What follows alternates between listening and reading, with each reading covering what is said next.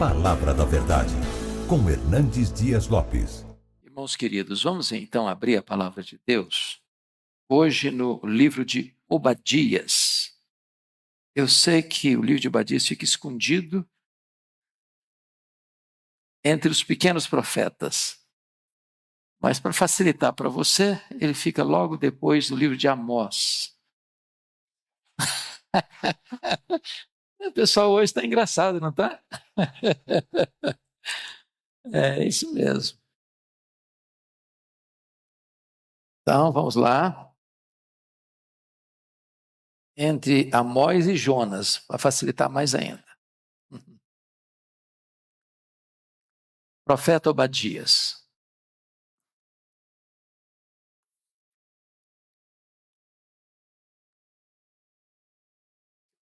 Convido você para acompanhar a leitura, então. Pode baixar um pouquinho só o retorno, por gentileza. Visão de Obadias. Assim diz o Senhor Deus a respeito de Edom. Temos ouvido as novas do Senhor, e às nações foi enviado um mensageiro que disse: levantai-vos e levantemo-nos contra Edom para a guerra. Eis que te fiz pequeno entre as nações, tu és muito desprezado. A soberba do teu coração te enganou, ó tu que habitas nas fendas das rochas, na tua alta morada. E dizes no teu coração: quem me deitará por terra? Se te remontares como a águia e puseres o teu ninho entre as estrelas, de lá te derrubarei, diz o Senhor. Se viesse a ti ladrões ou roubadores de noite, como está destruído, não furtariam só o que lhes bastasse? Se a ti viesse os vindimadores, não deixariam pelo menos alguns cachos? Como foram rebuscados os bens de Esaú? Como foram esquadrinhados os seus tesouros escondidos? Todos os teus aliados te levaram para fora dos teus limites, e os que gozam da tua paz te enganaram, prevaleceram contra ti. Os que comem o teu pão puseram armadilhas para os teus pés. Não há em Edom entendimento. Não acontecerá naquele dia, diz o Senhor, que farei perecer os sábios de Edom e o entendimento do monte de Esaú. Os teus valentes, ó Temã, estarão atemorizados, para que do monte de Esaú seja cada um exterminado pela matança. Por causa da violência feita a teu irmão Jacó, cobrir-te-á vergonha e serás exterminado para sempre. No dia em que, estando tu presente, estranhos lhe levaram os bens, e estrangeiros lhe entraram pelas portas e deitaram sorte sobre Jerusalém, tu mesmo eras um deles.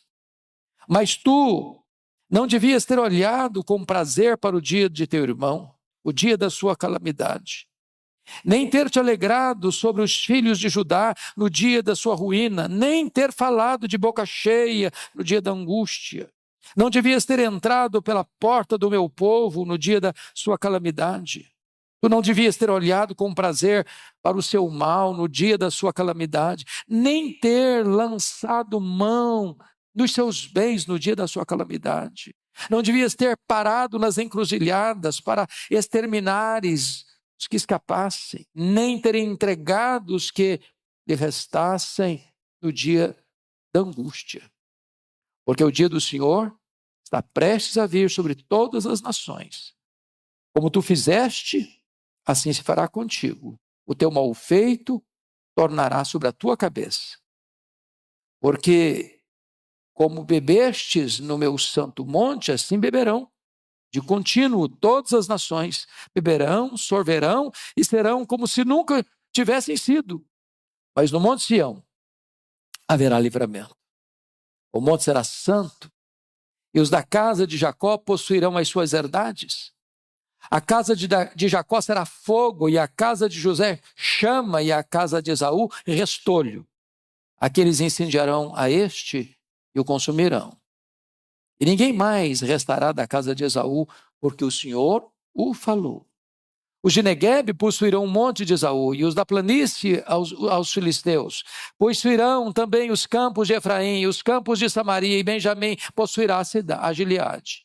Os cativos do exército dos filhos de Israel possuirão os cananeus até Sarepta, e os cativos de Jerusalém que estão em Sarafade possuirão as cidades do sul. Salvadores hão de subir ao monte Sião para julgarem o monte de Esaú, e o reino será do Senhor. Eu quero tratar com os meus irmãos nesta noite sobre o tema os erros de uma família e a ruína de um povo. Os erros de uma família e a ruína de um povo. Bom, é sabido de todos vocês que o livro de Obadias é o menor livro do Antigo Testamento. Dos 39 livros do Antigo Testamento, este é o menor de todos. Ele é um dos profetas menores e o menor dos menores. É curioso que Obadias e Naum não são citados nenhuma vez no Novo Testamento.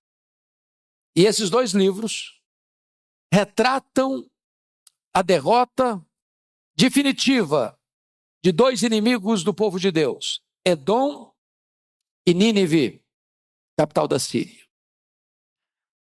O livro de Obadias é um alerta soleníssimo para as famílias, para a igreja e para as nações.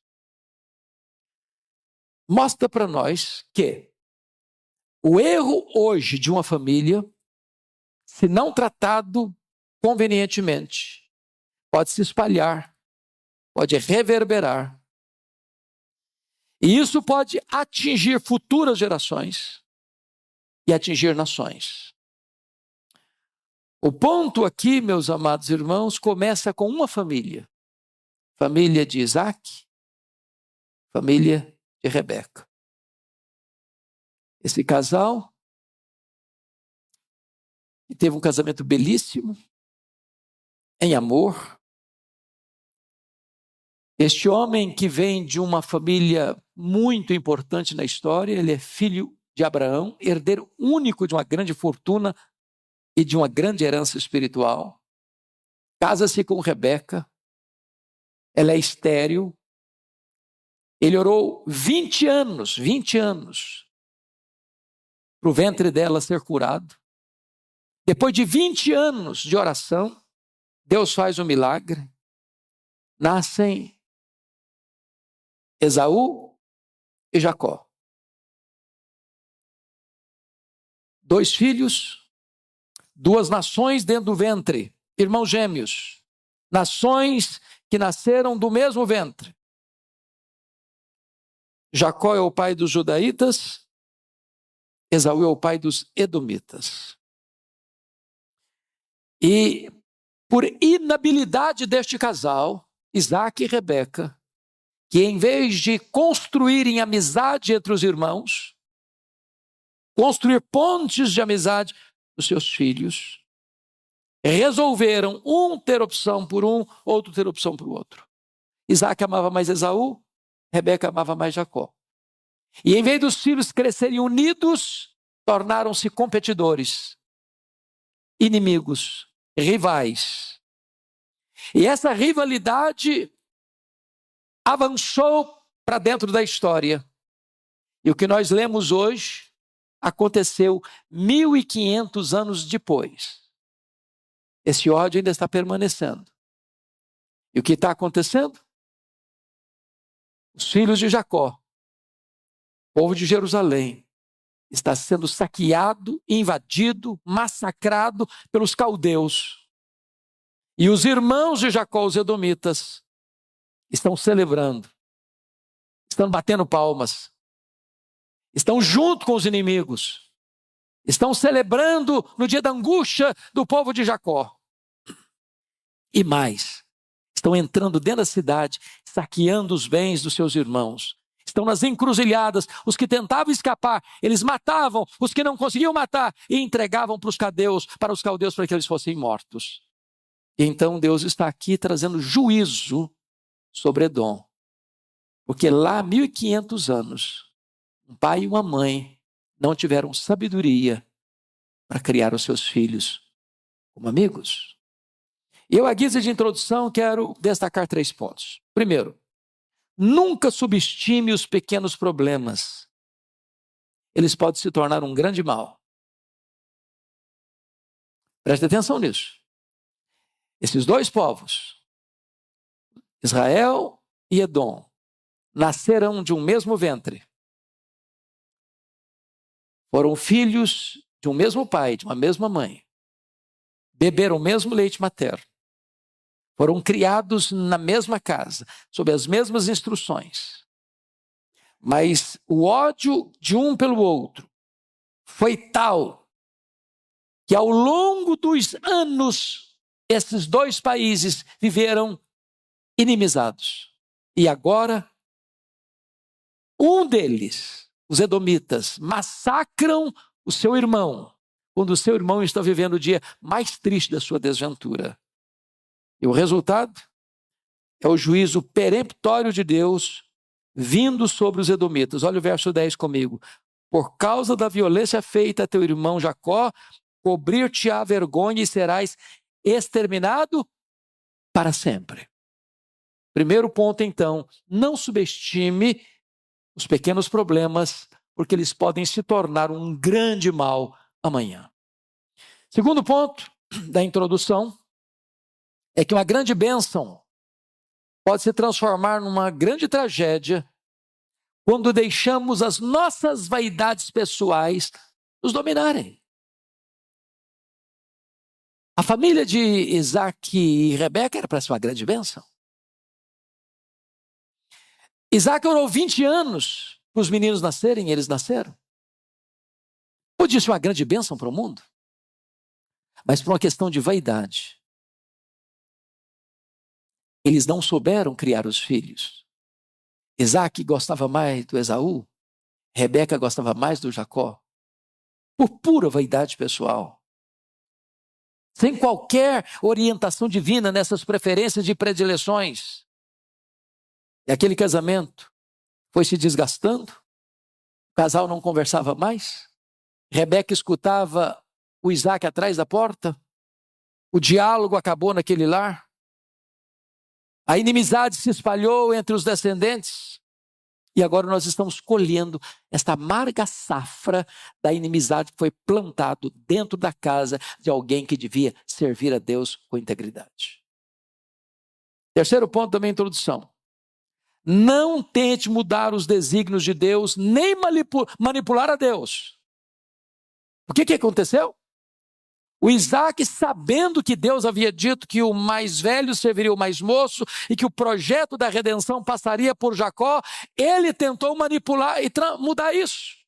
Chamando Jacó, Esaú particularmente, vem cá meu filho, faça uma refeição para mim, porque eu vou abençoar você. E ele sabia que abençoar você seria transferir a bênção que Deus disse que era para Jacó, para Esaú. Ele tentou mudar os planos de Deus. Com Deus você não tem quebra de braço e vencer não. Ninguém luta contra Deus e prevalece. Os planos de Deus não podem ser frustrados. Por outro lado, diz a Bíblia que Rebeca tenta manipular a situação, dando uma mãozinha para Deus, como se Deus precisasse de uma mãozinha nossa para cumprir seus planos. Diz, vem cá meu filho, o seu pai vai abençoar o Esaú, então nós vamos fazer o seguinte, eu sei que Deus prometeu, mas eu preciso fazer, eu preciso agir, agora é comigo, agora é do meu jeito, agora é do meu modo. Você vai fingir que você é Esaú, e você vai lá e roubar astuciosamente a bênção que o seu pai vai dar para o seu irmão. Deixa eu lhe dizer uma coisa, Deus não precisa da nossa ajuda para cumprir os seus planos, não. Ele é soberano. Não queremos e não podemos manipular os planos de Deus do nosso jeito, do nosso modo. Pois bem, dito isso, é preciso então dizer que nós não podemos interpretar o livro de Obadias sem entender o que de fato aconteceu na casa de Isaac e de Rebeca. Eu queria aí brevemente recordar a vocês. Primeiramente, diz Gênesis 25, 22, que há uma luta na barriga da Rebeca, no ventre da Rebeca. Os meninos lutavam dentro do ventre dela, num prenúncio até de que duas nações brigavam dentro do ventre dela. Aí depois vem em segundo lugar o erro dos pais. Porque eles poderiam ter revertido isso. Notinha de rodapé. Notinha de rodapé. Quem tem mais de um filho aqui? Os casais que têm mais de um filho, levanta a mão. Obrigado. Vocês sabem disso. Os nossos filhos não são naturalmente unidos. Não são.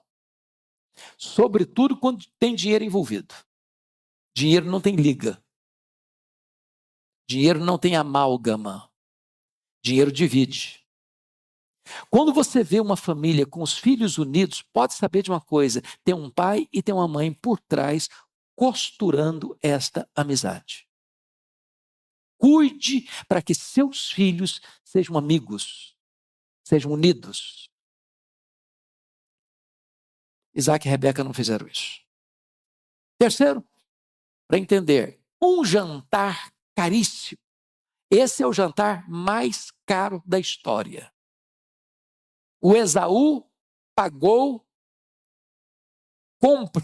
o Jacó comprou do seu irmão Esaú o direito de primogenitura com um prato de lentilhas, com a sopa. Foi o cardápio mais caro da história.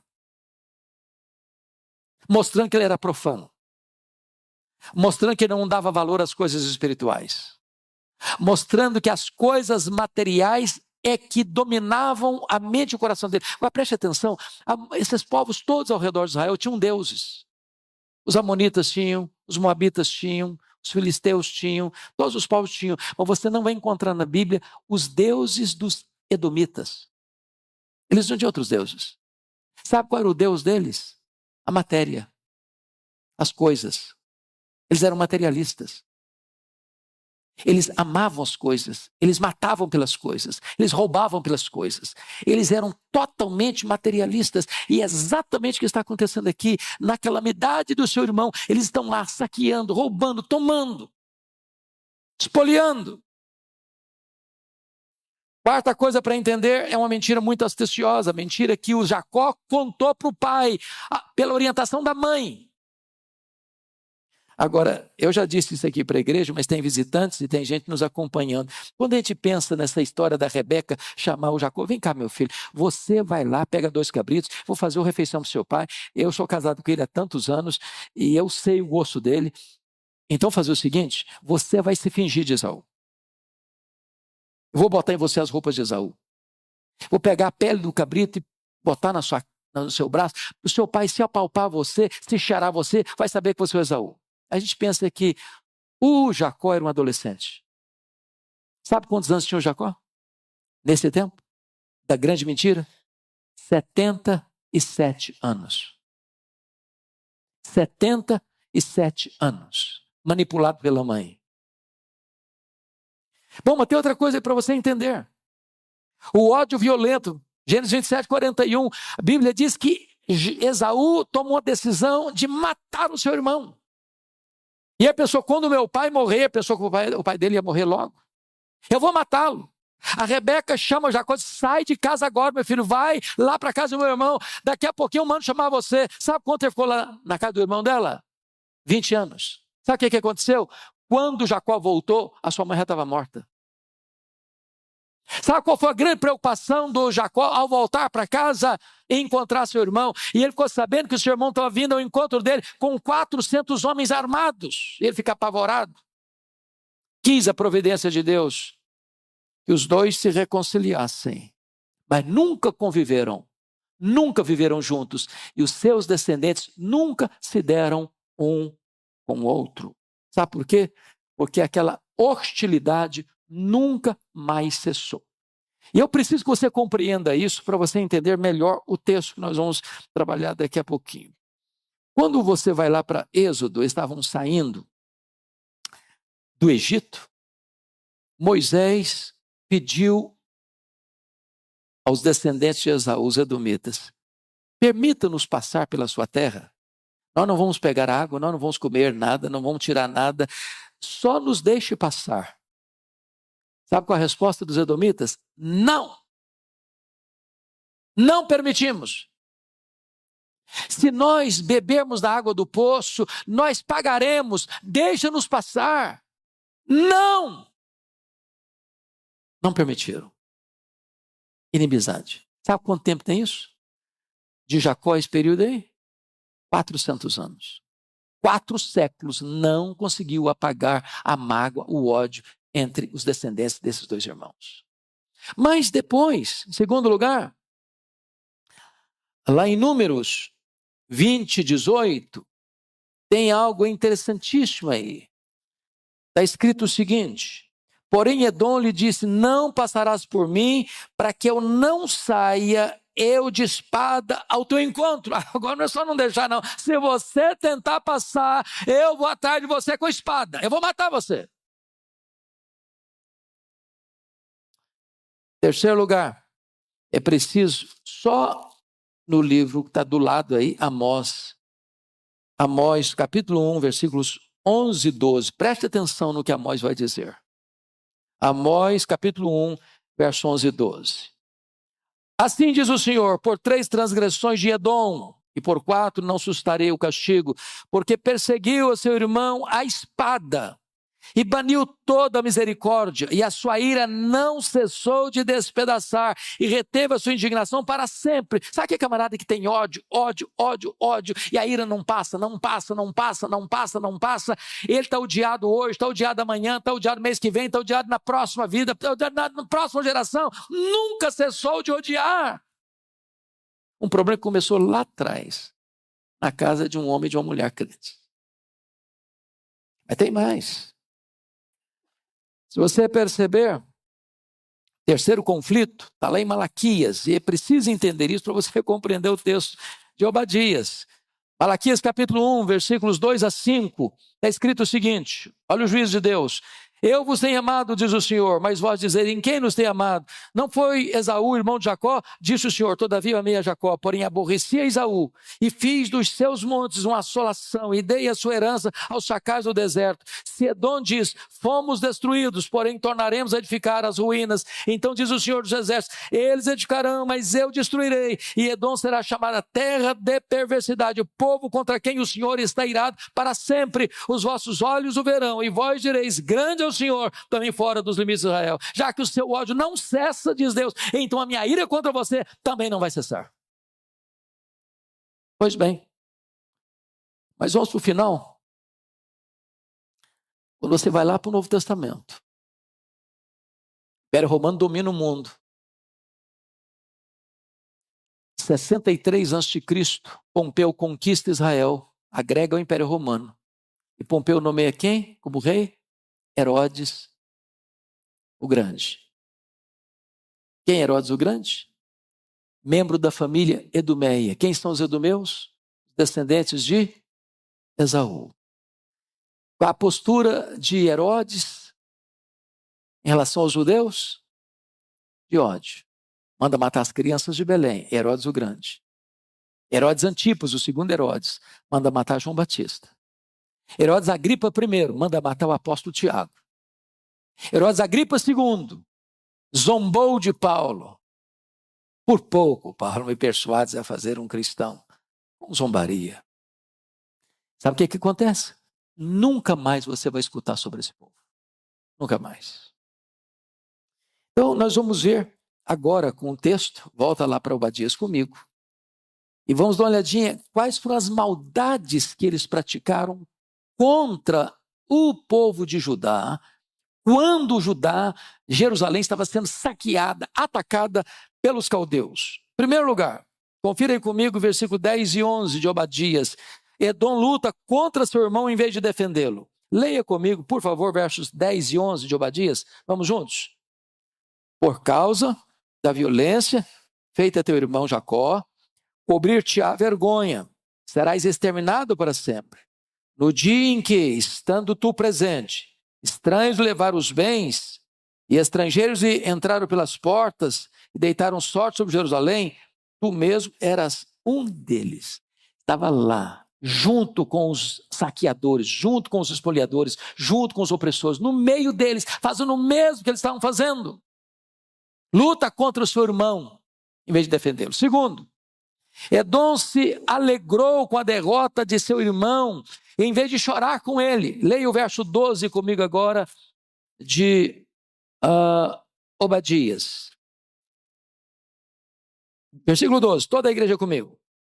Mas tu Não devias ter olhado com prazer o dia de teu irmão, o dia da sua calamidade, nem ter te alegrado sobre os filhos de Judá no dia da sua ruína, nem ter falado de boca cheia no dia da sua angústia. Meus irmãos, é muita crueldade. Você está feliz da vida porque o outro está sofrendo. Você está batendo palmas porque o outro está sendo massacrado. Está enchendo a boca de riso porque o outro está sendo destruído. Não passou em branco aos olhos de Deus. Terceiro, Edom pilhou os bens de seus irmãos no dia da sua calamidade em vez de socorrê-lo. Versículo 13, leia comigo toda a igreja, por favor. Não devias ter entrado pela porta do meu povo no dia da sua calamidade. Tu não devias ter olhado com prazer para o seu mal no dia da sua calamidade, nem ter lançado mão nos seus bens no dia da sua calamidade. Você percebeu aqui? Eles estão lá junto com os caldeus, roubando, saqueando, espoliando seus irmãos, em vez de defender os seus irmãos. Mas finalmente, Edom ajudou a matar os seus irmãos em vez de protegê-los. Olha o versículo 14, leia o 14 comigo. Não devias ter parado nas encruzilhadas para exterminar os que escapassem, nem ter entregado aos que lhe restassem. Duas coisas. Pararam na encruzilhada primeiro para quê? Para matar quem está tentando fugir. E os que tentavam e eles não conseguiam matar, capturavam e entregavam para os caldeus matarem. Então, agora eu quero fazer as aplicações para a gente terminar. Lições para a nossa vida. Primeira lição. Mostrar que Deus tem zelo pelo povo da sua aliança. Olha comigo o versículo 17. Leia o 17 comigo, você pode ler? Mas no Monte Sião haverá livramento.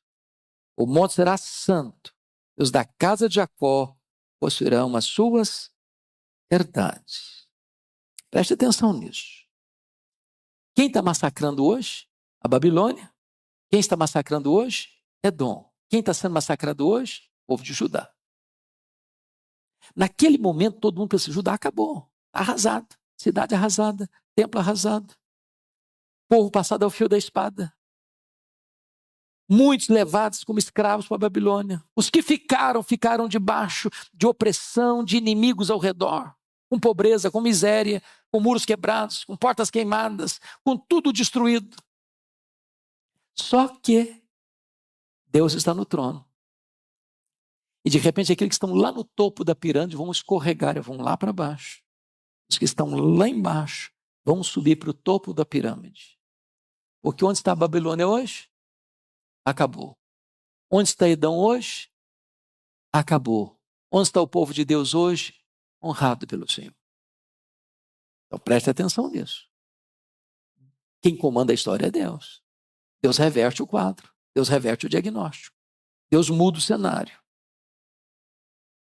Segunda lição prática. Mostrar que o orgulho precede a ruína. Olha comigo os versos 2 a 5. Vamos ler de novo. 2 a 5, todos juntos. Eis que te fiz pequeno entre as nações. Tu és muito desprezado. Está falando para Edom. Para um pouquinho aqui. Não é que Edom é pequeno, não. O que está escrito aí? Eu te fiz pequeno. Eu te fiz desprezível. De Deus não se zomba. Não se brinca com Deus. Não se ataca o povo de Deus e fica por isso mesmo. Versículo 3, comigo. A soberba do teu coração te enganou. Ó tu que habitas nas fendas das rochas, na alta morada. E diz o teu coração, quem me deitará por terra? Versículo 4. Se remontares como águias e puseres o teu ninho entre as estrelas, de lá te derrubarei, diz o Senhor. Então vamos entender isso aqui. Os edomitas viviam nessa região lá das montanhas rochosas. A capital era Pela. Eles achavam que ninguém jamais podia tirá-los de lá, porque Pela é uma estrutura rochosa, é uma fortaleza natural de rochas. Aí o que acontece? Os nabateus vieram e conquistaram, e transformaram a cidade de Pela, mudaram o nome de Pela para Petra. Hoje, quem viaja para Israel, um dos roteiros mais preferidos é Petra. E você fica impressionado porque lá de cima, quando chegava a noite, as luzes, a sensação é que eles estavam lá nas estrelas. Eles tinham construído o ninho dele lá nas estrelas. E eles diziam, ninguém consegue nos derrubar daqui. A situação geográfica que eles estavam era inexpugnável. E aí Deus está dizendo o seguinte, ainda que vocês coloquem o ninho de vocês lá nas estrelas, porque parecia que eles estavam entre as estrelas, nas alturas excelsas dos penhascos. De lá eu te derrubarei, diz o Senhor. Por quê? Por causa da soberba do coração que enganou você. Ninguém mantém-se soberbo sem ser derrubado das alturas da sua soberba, da sua arrogância, da sua presunção. Terceira lição prática. Mostrar que ninguém está seguro, escarnecendo dos princípios de Deus. Meus irmãos, o homem que zomba de Deus, ele pode até num dado momento ser mais forte. Num dado momento ele pode prevalecer. Naquele dia estava prevalecendo. Era o dia da calamidade de Judá. Deus estava entregando Judá nas mãos dos seus inimigos. Mas o fato de Deus entregar Judá nas mãos dos seus inimigos não dava ao irmão Edom o direito de aproveitar daquela calamidade para massacrá-los ainda mais, para espoliá-los ainda mais, para feri-los ainda mais, para matá-los ainda mais. Deus viu nessa atitude de soberba, de arrogância, uma atitude insuportável. E então, Deus suscitou os árabes nabateus contra Edom. E os edomitas foram completamente erradicados dessa região de Petra. E eles foram completamente destruídos no ano 70, quando Tito Flávio destrói Jerusalém. Os descendentes de Esaú estão nessa região também e são completamente destruídos e não tem mais no mapa este povo na história. Deus está exercendo o seu juízo, o juízo final e completo sobre eles. Quarta lição prática. Mostrar que aqueles que semeiam o mal, colherão o próprio mal que semearam. Olha o verso 15 comigo. Leia o 15 comigo, por favor, todos juntos. Porque o dia do Senhor está prestes a vir sobre todas as nações. Como tu fizeste, assim te fará contigo. O teu mal feito tornará sobre a tua cabeça. Preste atenção aqui. O dia do Senhor está prestes a vir sobre quantas nações? Sobre todas as nações.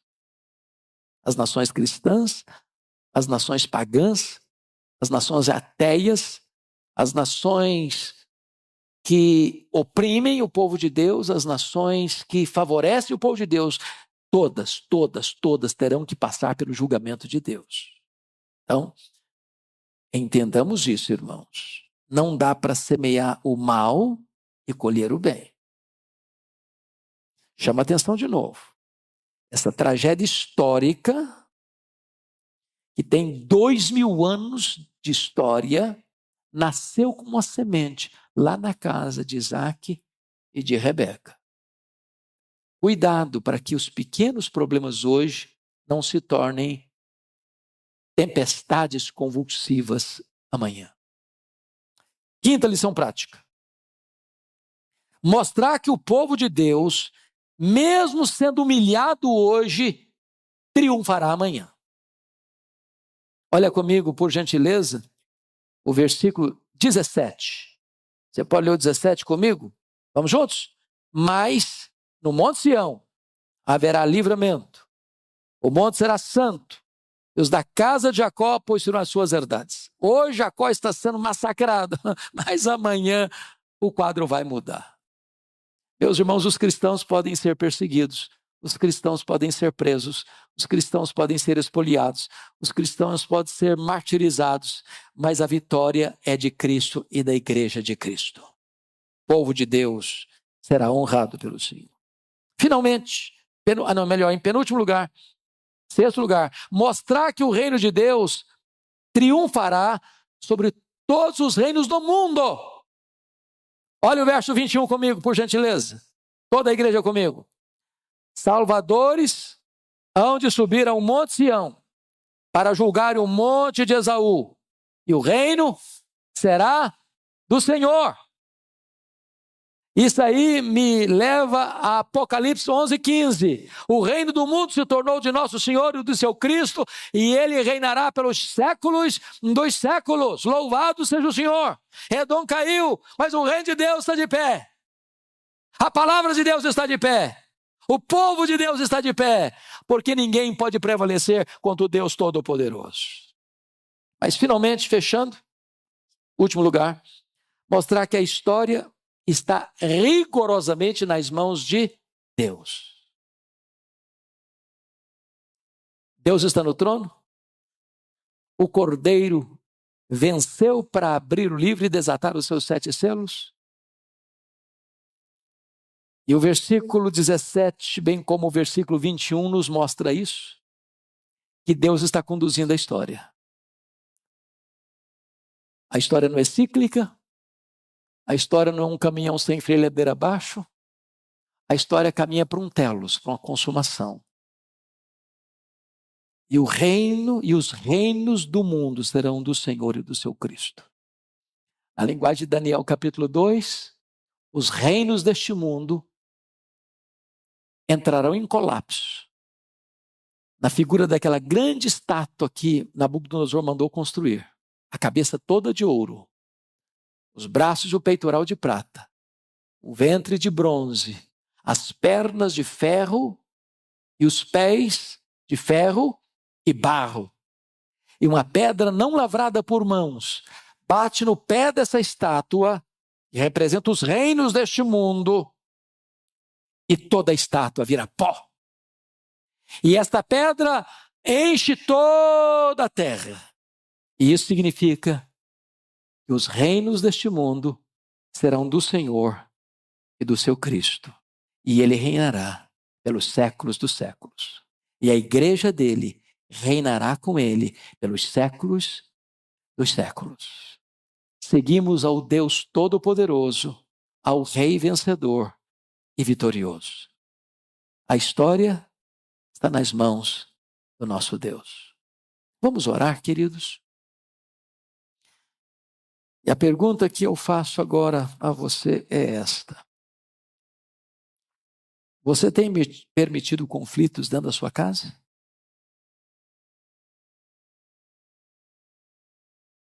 Você tem construído pontes de amizade entre os seus filhos?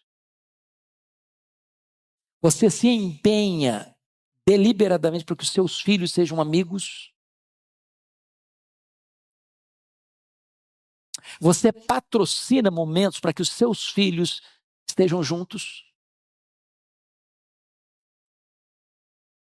Não permita que os pequenos problemas de hoje virem grandes problemas amanhã.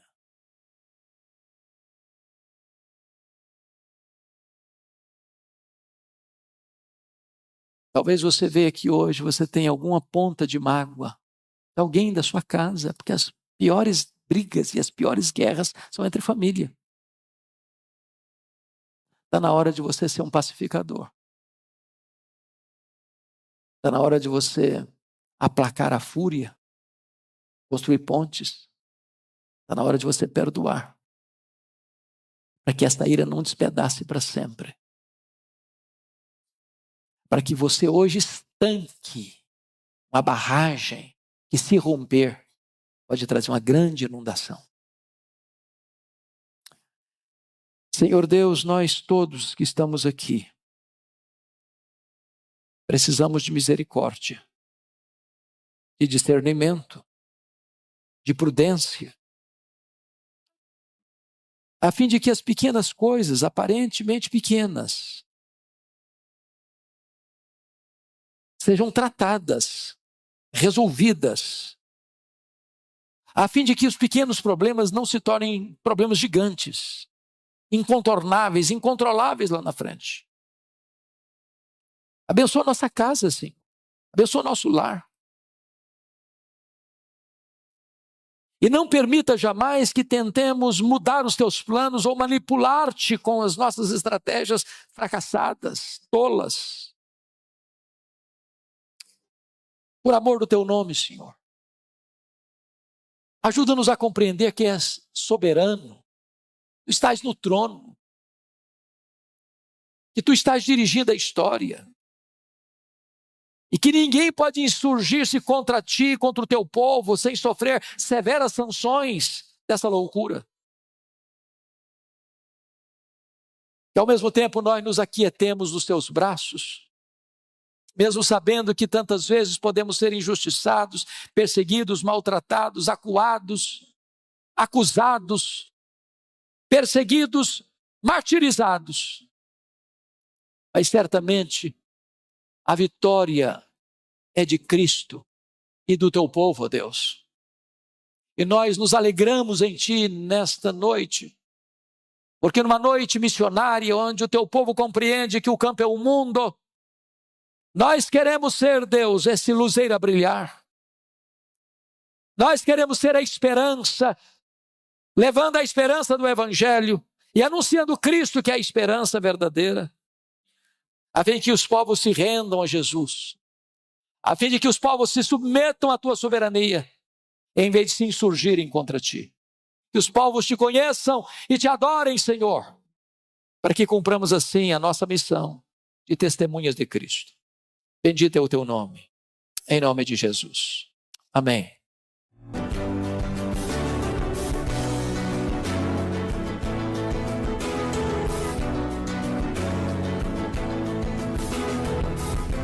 Palavra da Verdade, com Hernandes Dias Lopes.